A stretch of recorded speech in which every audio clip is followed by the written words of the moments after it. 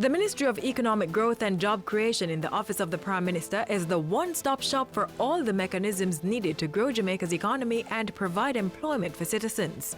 During the recent sectoral debate, the cabinet members put in charge of the ministry outlined some of the plans geared towards moving the country forward. The portfolios assigned to me place under one umbrella key development and regulatory areas such as land and physical planning, environment, climate change, as well as investment.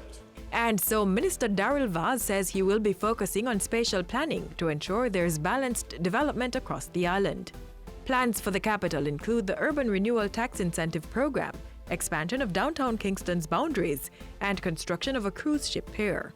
On the important matter of environmental protection, government is pursuing a national policy and strategy on environmental management systems (EMS). In addition, Mr. Speaker, the ministry will be moving to finalize the environmental stewardship policy guidelines this financial year.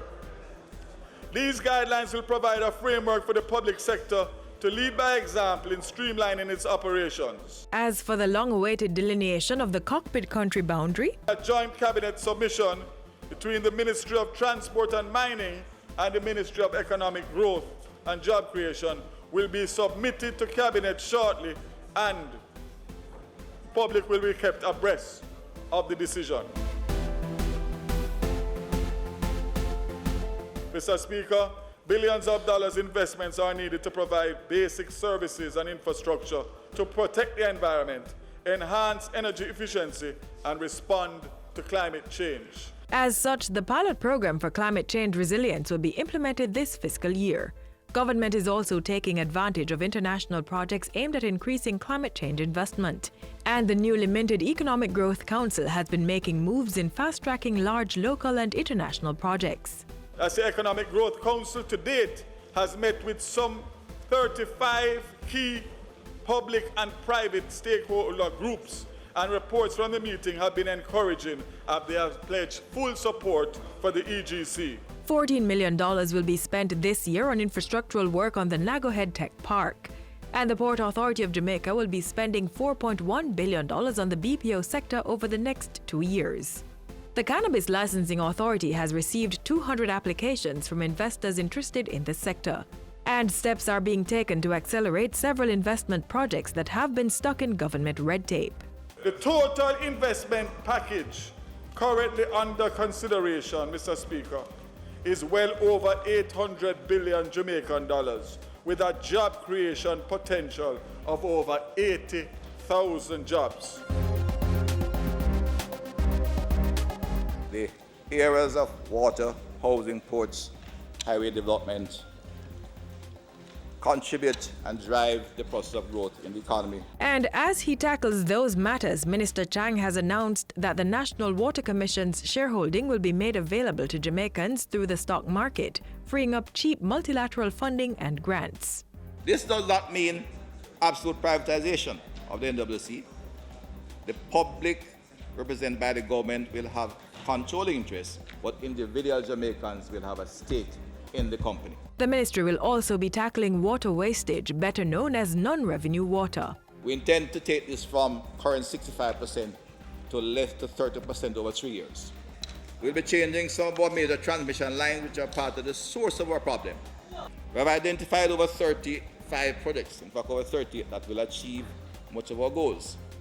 On the wastewater management side of the portfolio, all wastewater from South St. Catherine will be diverted to the Soapberry plant. And plans are far advanced for the privatization of the Central Wastewater Treatment Company. Government will also be approaching the IDB to fund additional work on sewer lines in downtown Kingston. We'll be emphasizing, without any apology, a program of private-public partnerships and joint venture programs in the housing sector. The ministry will also be partnering with the NHD and UDC to get the housing stock to 10,000 per year. To make this country strong, the build-out of our infrastructure will be key. Through the Road Maintenance Fund, the Works Ministry will be spending $1.1 billion on river training, disaster mitigation, hot mix and spray patching, as well as traffic management and intersection improvement. We intend to continue effort at reducing congestion in main road network, while at the same time making it safer for persons to travel.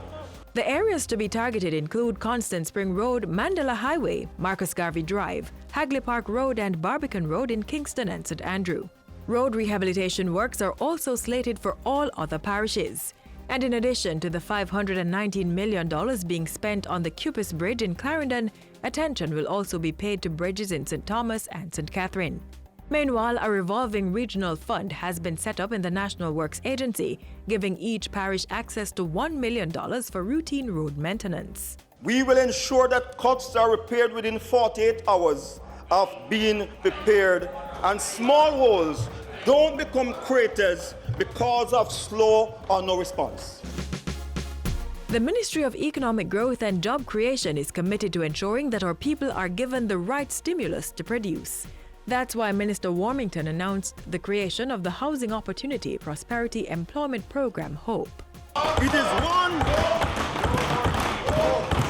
is one of the strategy of the government of Jamaica to provide a one-stop shop for social intervention program affecting local communities and the most vulnerable groups in the society. A secretariat is to be established to deal with daily operations.